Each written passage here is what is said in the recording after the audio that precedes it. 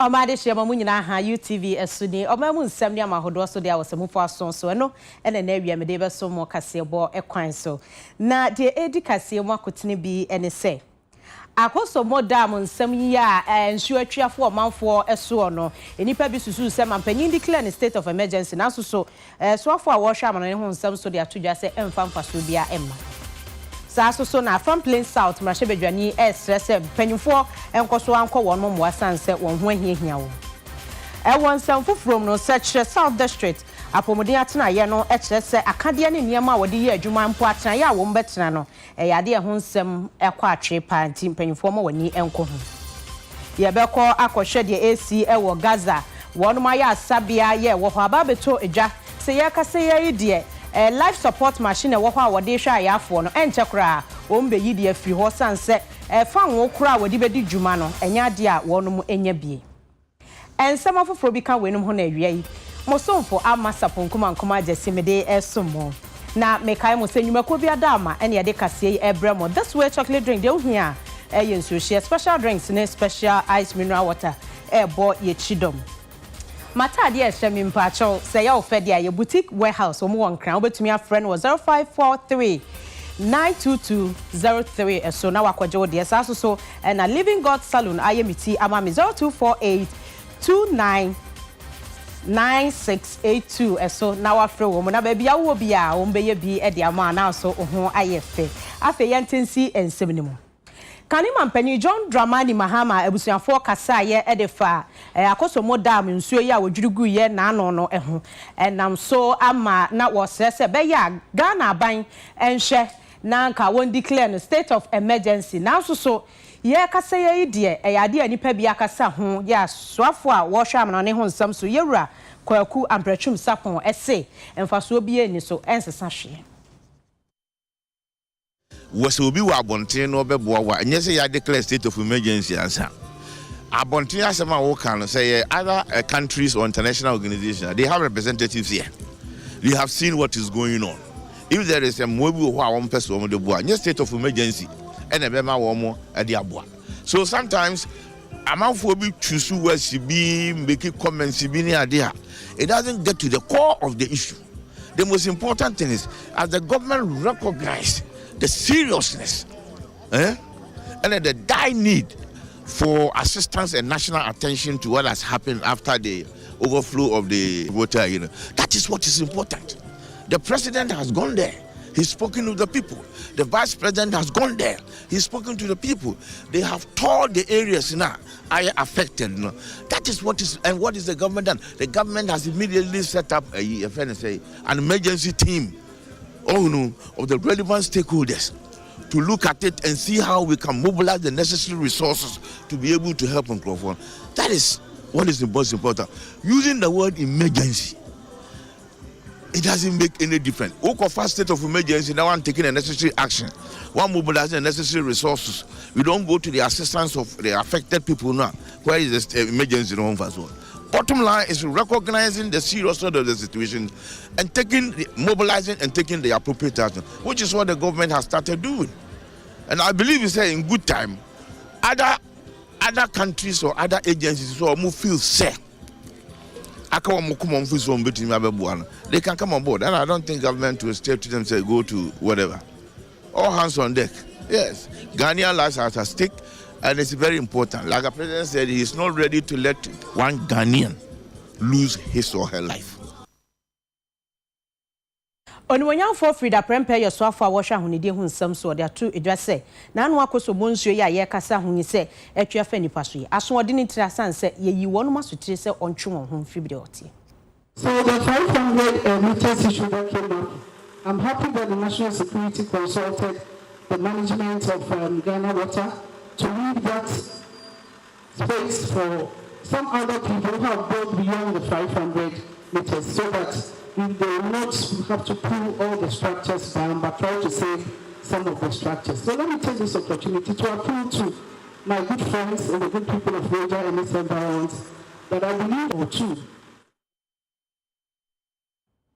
Despite media dwumakuo and afei TMW Foundation akeka yensa aboa no ama ano ne nneema yesusu se wonom a ensuo ya mo ho ache wo no ebetumi aboa mo nso wo ho ha wo no yetu saa anamoina yenhwe se de esi eti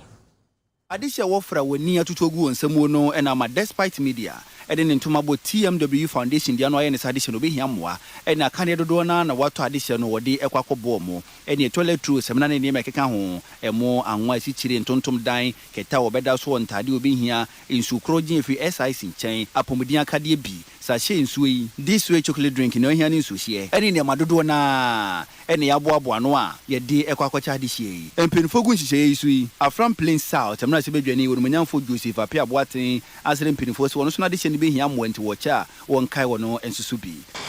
meda Ghana fo a obeboa Peace FM na Peace FM fo so atimianya enema ne bibia ma me koboa afam pensifo ye nkofo a atrenchema kan wo me constituency no me se baby omunya fie bia na awurade enhwe monan afam pens ade a challenge kese a ewo afam pens eye se ye kwan a ye main road a free echi amanfrom e de kodon hokrom no kwan no insuri tosa no emu ache mienu nti kwan mu che mienu sa no ka nko na ka mba na se car force so be kokra na wakotim nti se tractor e betwe no nti bi wa be hunu na se cars be se 5 no mu na tintim na tractor etwem ebi wa tractor na otwe cars no kwa no bo se na tractor nso atim nti na sa kofa another tractor ma na betwe tractor na san twe other cars no nti ama ye ho kire wa farm pens pa na farm pens sense I say deprived area nti no amanfo bebre ntwa omani emehwe ho nti ba ni nimu ya kwabode nka ye pe abo bi a edi begu kwan ni mama ka etimi akọ aba na omotimi akodi omudjuma MP bia the common fund na ye adwuma common fund se emba oje hu ba bia enje hwe atorencham eto sa no nipa bebre ho a na omufie be bia ombeda kwa no munya nje se omuhia urgent attention obi ho ha no nyem obi wa no awo foforo obi wa kwa na ne ma esiso na se me ni kunu afrimu ma ye mafamu de aboa me manfo no but enso because atun kro baako 25 and affect more atu bebre but omo affect more no 25 and 2 dey I wipe kro no kra off even though nipa bi enwu na dey dey but kro no wuntimi nkoso bi because nso no agi kro ni na enti no ahoche no ewo ho a MP nko amintimi enye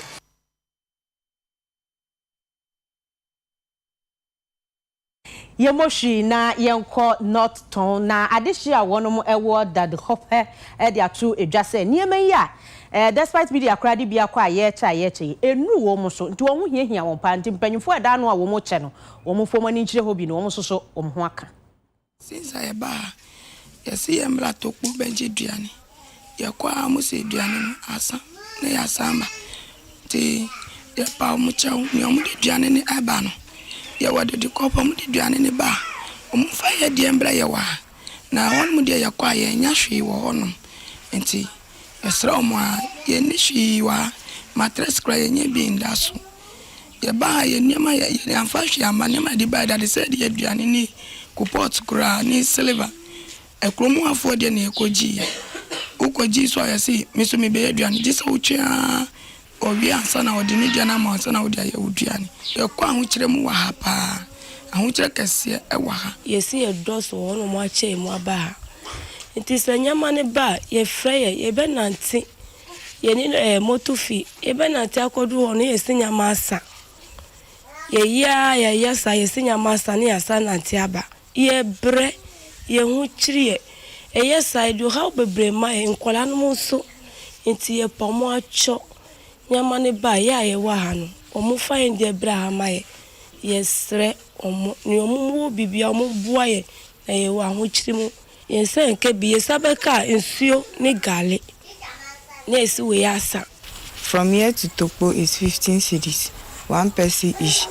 So if me and my mother or my sisters we can't, so we are working every day. When we reach there too, they said what they brought no, it has finished. So every day, gali and pure water, and we are tired of it. Me like this, I can't eat it too. So we will sleep like that. Ye duane samu, baby I beda kra, insuo a ye benom kra de mai. Baby almost said duane wa ye nkoko jenso, de bia obekwa ba in and out. Ye kwakra duane ne kra ye nyebi. ntokwa bebre eniama bebre ene wo ho nti yesre se yen binumu ye wo mafi dodi kope se obi betumi aboa ya na mboa bi wo ho a omude be maye no yesre se omumboa ye kakra na ye ho akire ebekwa ona ya san aba yebekwa na ya san aba ebe ho no ekwa nso wo mu ye ntumi nanti me say nanti no me ntumi enanti ekoho eba eshi yokomila onyaji komio be atajobe na mi akpele mi ha mienti mi po onu mi adu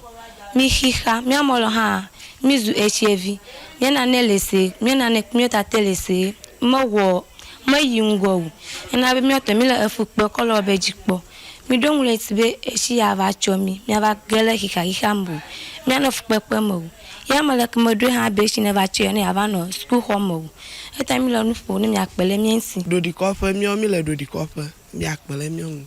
la kukude na mi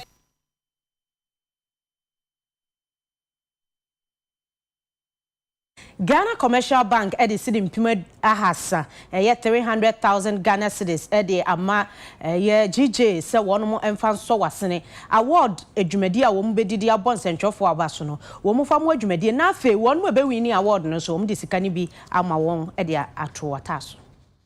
Stand on behalf of the managing director and the entire management of the bank to share a few words with the GJA. None of us. We say Aiko to GCB. Ladies and gentlemen, the theme for this year's awards is leveraging media freedom to sustain the democratic and security architecture, the litmus test of election 2024. This theme is shaped by the importance that media freedom places on the advancement of democracy and the safeguarding of national security. The GJA believes that election 2024 will serve as a litmus test for the democratic and security framework of the nation. The media must play a significant role in guaranteeing success in this test, but only under a media freedom regime that is conducive to the process. Reason, we will rise against any attack or affront to press freedom at all times. Yeboshi asanko from Mantamu na adwumakuo baako ye oman Ghana ha won so bone homodin pa ye Jospon group of companies emumpanyufo to anamon ama wako adehia won ho aka adwamu wo from Mantamu akosomu noton ene ne potom ho so emwa na won so dia kakra wode koye no yenhwe. We are not alone in this endeavor, as many have already rallied to provide aid and support. It is our collective responsibility to ensure that these communities recover, rebuild, and restore hope and dignity to the lives of our brothers and sisters who have been affected. And Zoom Lion Ghana is proud to be part of this effort. Ne kwanyo na emu baaye no obi nim baabi onam ebi nam sebe etonkomu ebi nam sebe baabi e de emu guguo ni ade nti no sa nneoma we nyina kabom na nsuo na betai bon bi mu sa na edi nna no na esei ade ewuduru ho a enka ehia wo no oye kura na nya kata enti no ye se nneoma ekoso wo sansuo num sa abre na akire ye bo aduro enti eno nso ye ne mpanifo ahyehye se fi ebenade eko no anopetututu omunye nhyehyɛ se na ebe a nipa ewo ho no benya baabi papa agina ne abo aduro ama entontom awowo ne nyanya nkyere ne ade a ehunehuna wom wo save havens ho no omoto atwa anansumpo eso abrase. They have provided us with some data, but they focused only on the safe havens that we had. So they were able to capture some data. They have done some rapid assessment. As we speak, we are having an EOC meeting now. We have been able to bring together all the stakeholders, and we are dealing with some of the issues already that is coming up. Issues of sanitation, issues of water, issues of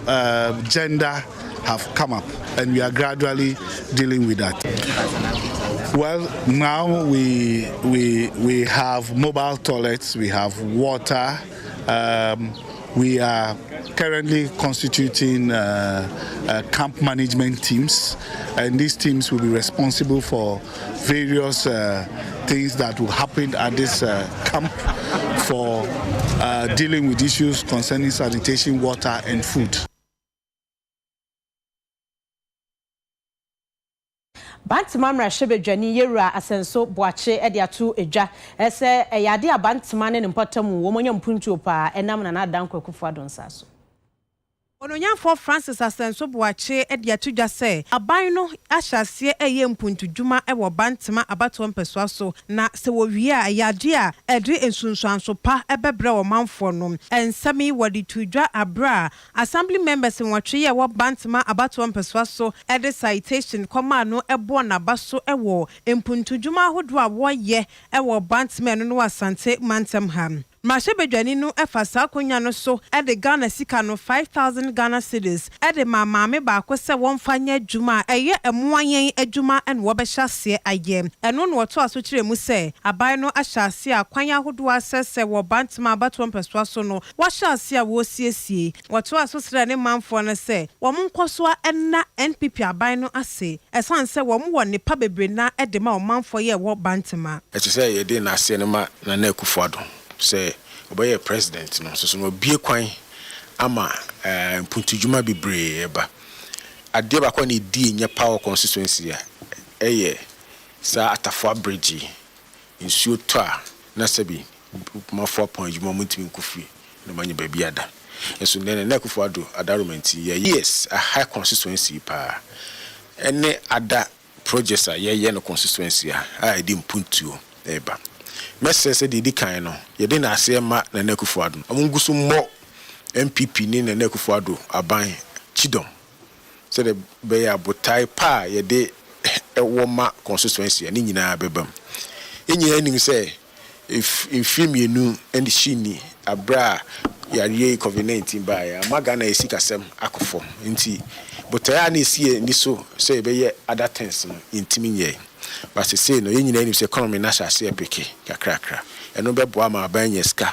ama yetimi aye other development projects ewo bantima eni kumasi nyina eni Ghana nyina eno akire no assemblyman yo wokokoso asubonten abato mpeswa so ononyanfo Francis Amuako Asante ene maame na wonya amoa efiri mrahebedwani ni ho no nso ene UTV kase atwetwe nkoma wo mode nsem sei etu edwa bantima so metro council order 8 da you take over as assembly members no ya hwe ye nima hwe yechi efiri Dr. na time ebese honorable senso watch time no ye ba na very difficult say betima pinpoint be akase we legacy a ebia we time no e ho na say e ho but ye hwe America clear honorable senso watch Francis be MP for Bantima almost 3 years ni e fa electoral area bia metimi aka de a waye ho so ye transdine assessment a nipa ya de a osaye and at the more na o motivate will be no na eboa ma mpunchu no so aba bebrebe nti ere na nyina yadwene ho se ne ese yeshia na yetwu krata so na yede ma honorable as a motivation to the MP so you bit my more ede ama ye America kani na me to chief enim se juma me ye no ensheda mwa me papa me private school teacher ti me am pese me start bibi kakra me de ebe support to family no yes me mbra ni office nde ene se me buy our present di kita me le me kan se nya me hira no onya ne kese Yeto akase bono eso na president awoda Ghana Optometry Association no Dr. Boadi Kusidi atudwa se Ghana fo dodo no a ewa aniyade a edididi akwa anifra sanse ye ni de ye mpe ho asem enka so hwe onipadua na se de bia ye kan no wani ene onipadua ye kan ya enti se wa mo wani hu ban a na sabio wani no bibi tochima wani efra eni franso enya de pa ema obia se wo hwe ye man mu a yare ahodo a etumi di anifra eba no ekosro na empempi no de man ekosro a ha adwene ne say ye mu bebre de obrofo ye beka say preventive measures say wo bo ban na wo pemu no wakọ hospital say doctor for enhwehwe wanimu emma onhwe say de wani sisi ye ntaa enye saa me ma no enti yare no bebre wo ho a ebeba na ebewia ye nimra ye ho so no na aye too late ana ye ho hwia ye den enye ye ye frɛ bibi refractive errors no ye omo be share space na omo so ade ahuna de eno so sɛ oyi nipa be wo ha esi ho a emu be aduanan airport de omo wo sɛ omo share space na space hye no emfa ho sɛ wo ya akwada na wo ye panyin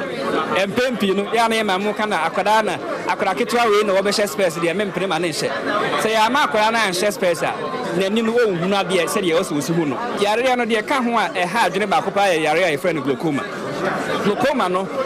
twim ye ta friend sɛ ahintani frayare ehintao enya wo ya wani na enya wo hwe ubehuna na sɛ wo bɛda bɛ sɔre dakoro no na wani no efra enti ɛno so sɛ wo yi nipa bɛ wo ha firi esi hɔ a emu bɛ dudie ɔmo obi enti ye bɛ stress no glaucoma no ayɛ sɛ yɛsɛ bi wanya pressure ana wanya hypertension doctor for be ma waduru e dey manage enko na emom no yebetuma manage sɛ de be ya yare no emma wani no enfra kra enti yebesre so yi sa yare miensan amakan a yare a edi Ghana fo nya enti yebesre sɛ de yebetumi de asi ano kwan ne sɛ yebekɔ hospital ama doctor for ahwe yeni. And it's a first Ghanaian company who are manufacturing locally produced eye products. PURC edi wonom kyerɛkyerɛ adrusu apon ahodro mu ɛwɔ bono mantam akyerɛkyerɛ wɔn dwumadie mu akyerɛw. Your tariff na mpem bebre no aya na ekosro ana ekofom ana ejina bebi ejina na amanfo nte ase aya bi kura fi se bia PURC hye kɔna bi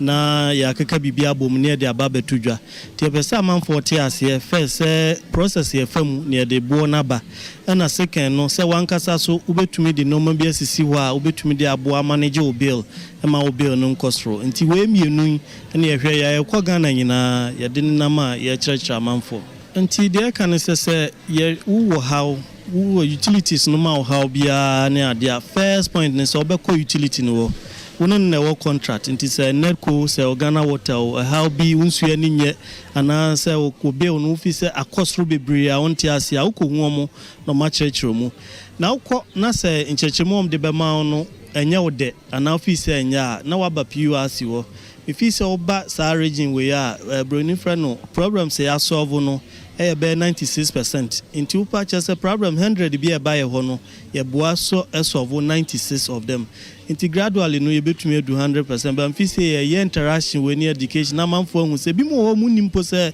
obetum pa copy as you akwa report nti ni na ka ho ne abai ye the numbers atudwa ye regional office wa na omutumi ni omadinkita as a utility provider so ye the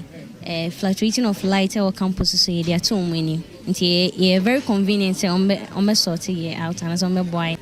sometimes prep crana light are off nti no ye ni na too many so me am sinama ya tie ho ase say electricity company of Ghana and say Ghana water company of Ghana omon sorry prekope into like be no water be mu but omo on kwan ene hyehyɛ ya omo digu akwa mu ansana ometo like be omo atum ana so meto water be mu a omo atum into after program ya mama hu ekwan a Ghana water company ene Ghana electricity company of Ghana e fa so eden eto like be mu ana se water be mu wosunyane region hamu die so far the electricity die eba nkaneasem so a ejina so sebi so omo betum kra na omo ma ye hu se na wachi we mu omo yensiesie wo area say anase area say nti basunyane ha region ha de omo de hyehyɛ egu akwa mu a omo beto omo dum light amman ya sote na nso hu nsɛm na sɛ yeduru apabre mu a aya eto de bia yenya nso school mu asa wahwɛ a ye obo ho bebre du ni na ye nso a omo tututu mu a aya eto de bia mo mbɔ yamane ene hu tina skoma school na tutubo ho no nti sɛ de ECG4 ye no ke be hye omo sɛ nkomo so nye saa amaye komo betutu inso mu a na nkomo mbɔ yamane ne ehu sɛ afi sɛ ekosisi no ometutu nso Apomuden mu nimdifo de ahia de ato abibire mu amampanyufo anim se na anu ada de a covid be ye wiase e wo se abibire mu sori waka na wo ankasa epe wonom ho akande ne niema akoba ne se wo haw bi yiniti a obetumi agina brane se ye nnuro na abibire mu ye na abrofo na ye be ye de nianom na aboa yemanfo. Menstrual health products in West Africa are in many countries, and I'm sorry that I don't know the exact details of the situation here in Ghana, but I'll talk regionally for a second, are heavily taxed. Those imports are heavily taxed. And there is a lack of access to quality menstruals that needs to be addressed. Regional manufacturing of reproductive health supplies has been a big talking point coming out of the pandemic. We had those supply chain disruptions that we experienced during 2021, 2022. We need to play the long game here. We need to understand that it's going to take a lot of small steps to get us to a situation where Ghana or Nigeria or Kenya or South Africa or other countries on the continent for that matter are able to manufacture high quality reproductive health supplies at a very, very good unit cost that can then be supplied to the continent. That is a dream. And it's a dream that can become a reality. And you mentioned about the policy environment. If we get the right steps in place around infrastructure, around quality and regulation, around financing, but certainly the political will to make all of this happen. Around views on sexual and reproductive health and rights. We as a coalition believe in this fundamental right, but we need to be very, very clear, I think, that those rights are under threat, and we need to stand firm in ensuring that women and adolescent girls and men and adolescent boys and families have access to the reproductive health supplies that they need to decide their own future. We continue to provide service, and of course, what our strategic plan is in terms of the reproductive, maternal, newborn, child, adolescent health and nutrition is a main focus, and we continue to make sure that we are not stopping services. We are making sure access to reproductive health service is strong as it can be, such that during COVID, we tend to make sure that all clients are aware that they could access the service. Post-COVID, the services continue unabated. We make sure that commodities are available, especially in terms of reproductive health and family planning,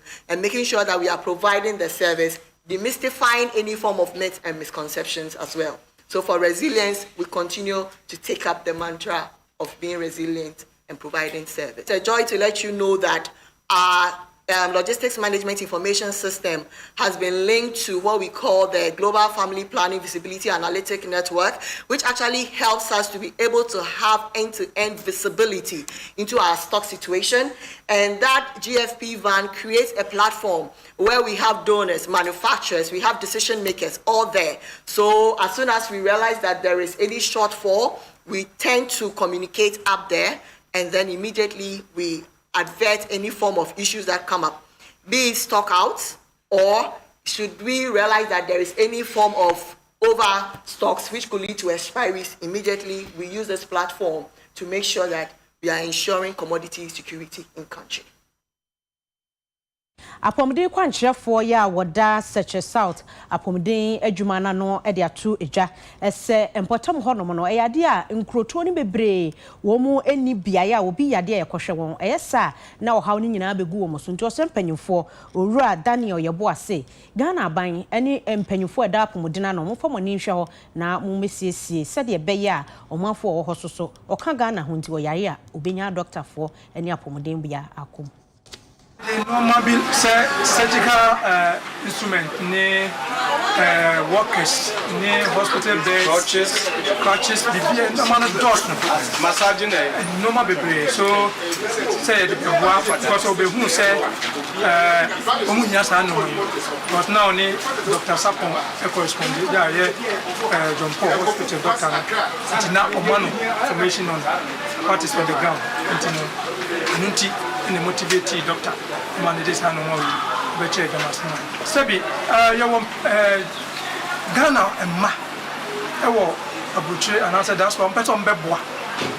Then to know only the normal bar frustrations. na ma o habo ho na ma o ma ba ma bu se on be boa o mo man if you say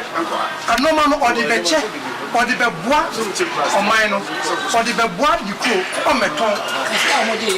nti yesre se aban no emwa wo sa no man tax waiver so mtimi de boa sa petroleum peso mo boa o mo man ti e be sre se aban no behwe sa normal way e wo port se obi di normal e be che health center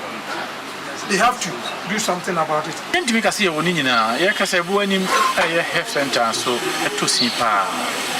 nyane ma anka adomfo de ba ni hia bi so ko se nkunya ya record betina so ni pia o ma bi chair no ya yo busu mwana nti friend of teaching afi empower be da so sick bed no ni ya apemfo no be da so mi ajo ma deliver best no ene ni ma ade hye nsa ya adwuma poteni ade de papa wo ni nyina ye hia bi titire wo ho edano kwa bi kra so ho akachuma nyina ya mwa sadonfo yi nso so boa na jama se ni kuro no ne mpotemo ni sexual south manta no ko ne ni be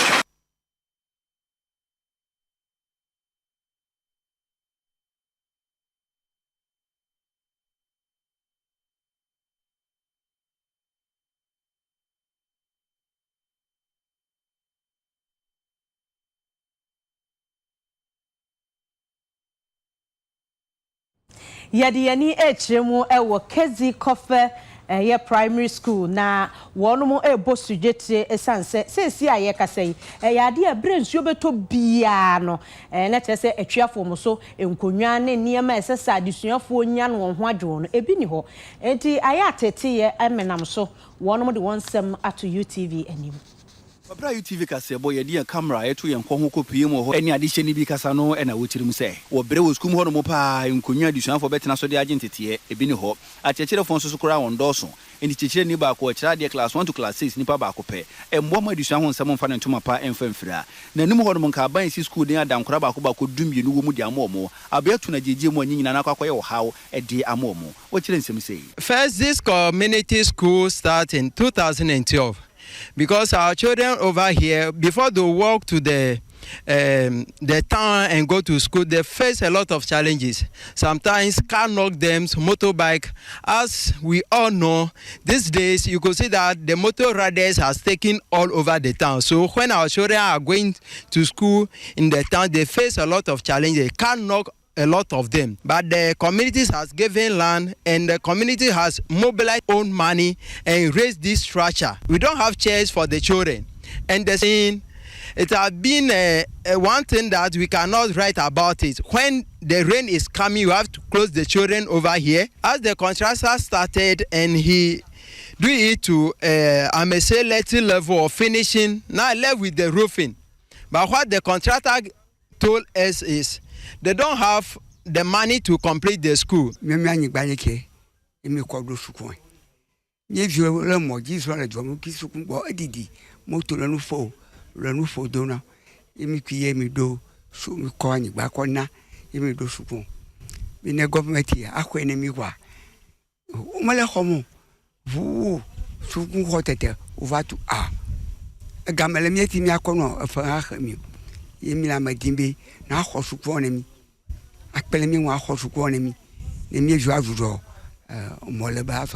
Yes, that is school way no.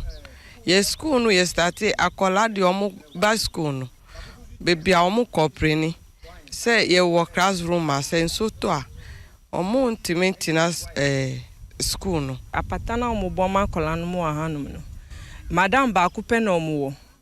Echere school akola no. Nti wo ba na senso to so anso burum. Ena aduane a ombedin so mu ni duane madam ba ku pe na echere omo ade. Ena school na omo so mo abesin kola no. Ye hia omo so mo be butu dan so no mo mbuaye. Sometimes we always try to clear the place, but it becomes too much that I mean getting labor for sometimes we do communal labor. And now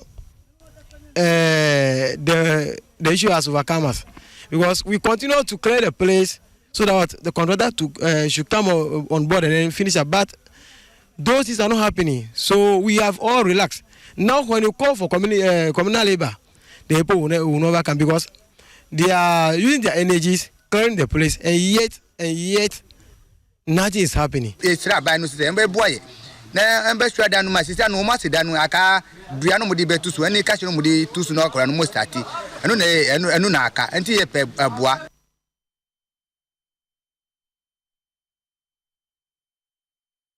We abusiafo ebobohwi na yakọ from antamu na sogakope ene ebekọ yenua bema ejakwabna ewo ho na sede ye nyina ye nimu de esie ye akoso modam ye bieye UTV ye kọ ne ye kọhwe ne ye hu grounds ne ye ma esie sede omanfo adi amia yankasa yakeka ye nsase se adwumayefo se yonko da ne da oni bia sam so ye obi asam enti yakọ no mo na no da nchen a de ye hunu de esie paapote no ye nkọhwe ejakwabna wo ho a wodi yen FM eja ma han yes wadama wujina soga kope ede na esi twamfoni kire be me na yo se udi kan ye no se de adwuma ye for ye order start media ka ye nsase kakra no ene e de aba na ma mini kan ka se na nanom a yesu ga kope hene ankasa ena ne hema ne natra konwanyina ene empanimfo a ewo ha aye North Tongu, Central Tongu, and South Tongu, Omrashi Bujafo nyina so ebebihia yen eje niama na edebra onukrani wo machire won di so yi papa anya asem ketu akra mamufo amafo wo ma kru no mu so hu se ede bibia te sa aba no ye say aseda ne enkamfo ne mpai ne de no so mo bogu yeso a na mmom ama te won kan ye hu hwe ensem na esi ewo sa akoso bodam ye bie ye no so won kan ya unhwe na mo so wo background so na ho se no kurani asai ne ma papa ye ba ya komia wo do bebe na school ba kwa gidin ewo Sugakope friend Kamboni secondary technical school ya che papa si ameno ka say school no so afani nyina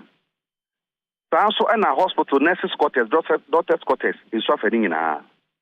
enkwala no dormitory so afani nyina wo ma bebe vet center bia omode state of the art equipment abegum anka nkwada yesua de enso afa edan no ene machine se wo nyina na bebi agina sisi ameno ka say ama bebi Sugakope betuma ka say omo viare wo bebi omo so nyina mo hoden ewo grikofo aso ye kase a omo twa nyina mo hoden edema Sugakope fo no ama enfidie wo ho nyinara ayiri na asam no anu ahye papa abra ye bedu ha no enso no kwa atwe emia godo bebre kwa no so na twetwe atwetwe mpo na ye tiatia mu na bra na ntwe ne de na asam kase pa enti so be Sugakope ni potemu anu kura ni ahometi na emia godo bi kura wo a ama ye ba ana yahwefo be hu sede sitie utumi mpo na wakọ ebi o waje se bia o drive car be do hwere ba kwansa wakodo bibi ansa wafa boat akọ na sebe ya bekokora no eno kwa ya se sanse nso yira fa bia na tibi akofo mu no anu ohie papa tibi omu mu no anu odin yie papa wo mu hia moa emwado mu hia bi papa nti ye wonka na ye ka e bia ye nya hunu ni yie papa na mo baba grand so ade a enso na sei niema papa nya kum asem kuma kra ama eja ya ni adehye bi a wo mu wo Sugakope se medino memfom ye de a etwetwe nkomo se de wo kan se ensuo no se de yiri ni nti mia ni bi wo ho a wo se wo frokodo no wako no wo mo kan aduane sem nti mako no mpanyimfo no a won mo wo ho a wo mu hwe aduane che no so wo mu se wo mu nya bi wo mbetwa kon mbọ kwakodo yesi asa enti gari ni nsuo enti afedi afunu wo mu freeze eda asamisi ya besi sabre ni gari ni nsuo nkwa na wo mu no ho no wo mu nyanti misrawo ya na de atompanyufo nanim se ye de ba no wo mu ma wo mu ho aka no o mu nsanka ba bi obi wo bia wo hye tokrom kra ene o mu fa nkoma wo mu se de be ya wo mu so ehun bejo ni eja ne wada roma ye de wo besi ha na ye nim so ba wo de amane boni nyina akase ne beba mo ya ade so se motu anamo a etesa yo ya da se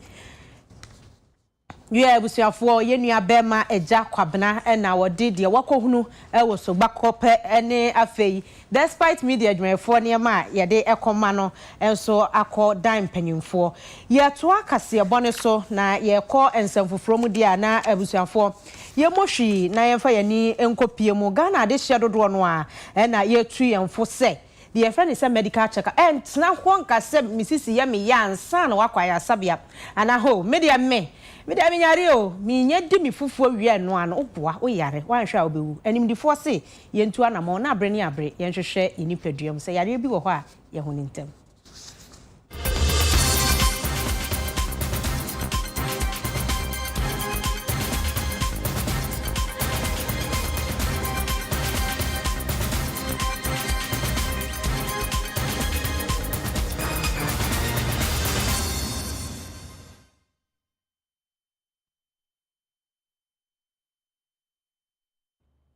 Wie ebusia yanko enkran kropon mu ha ya na nananum akyerɛ nkonwa yɛn wɔ nkrasase suo edi a ɛya ɛna ato wɔn mu ni nyina ɛne sɛ enkran wɔ hema poporo ya wɔte adwa so yɛ Gan State wɔ mo Queen Mother Her Royal Majesty na dede omadru maame akankyinagu ye aduane esiso nam sa yesu amampanyfo ayenhyehyɛ ye se fi ya wada ye oyɛ ɔkyene ya wo kosi memene da no na tese wode ye nhyehyɛ ye hyehyɛ so na soso wakyerɛkyerɛ niema bi a wosusu sa amamre nti ane amane esese nananom kranfo ye nti ɔmanfo atenkran krodua mu ha soso edi so efama wo mu sɛ de bɛyɛ a wobetumi akodehye na chi krakra na bibia ebeto ye nti nhyehyɛ ye ɔde agu akwan so no yenkotie Gamanya when you baby call na de wo ma duro toso miensa empinfo de nhyehyɛ ne amamre gu apono so opanyini wɔde bɛpɛ no krabrɛ na nhyehyɛ kɔ so Gamancha himfi a ɛwɔ North Kaneshi Bola Manche ni ahene no no toso miensa ɛne empinfo mene wo yela no ni wo ibacha no sure wo ba wo manye ni akalaya ini sanaka ya koni a juanle so wo global traditional council ni me abaye oyodase so wa ba fe wo ba si pe brofo mo fi amodoji pre burial wo ba ni mo fi amode lehun eba ko ni ba wa wo lu okafo o manye 28 ni Saturday wo yala no ni from 8 to 10 osofoi imams mo fi baba soliale up to 10 o'clock 8 to 10 kenya gbele ken lu tumo na agbene manche me ni wo foni ni wo che ye Ghana ma mu fe o batashi wo funu yomwe wo fe yomwe yala benye you adon. One of the things that Nee has always talked to me about is the girl child and not having our young girls drop out of school but to continue to get their education, and that's what she was all about. And so when you can have an example like that, that's a powerful thing to latch onto. And her legacy lives. Like I say, I didn't get a chance to know her personally, but I can tell you, if I would have known her personally, I believe we would have connected hearts, because that's where our hearts are. We want people to get educated, we want to publish peace, and we want to help people lift themselves. And you mentioned at this particular time, especially at this particular time, that is what is needed.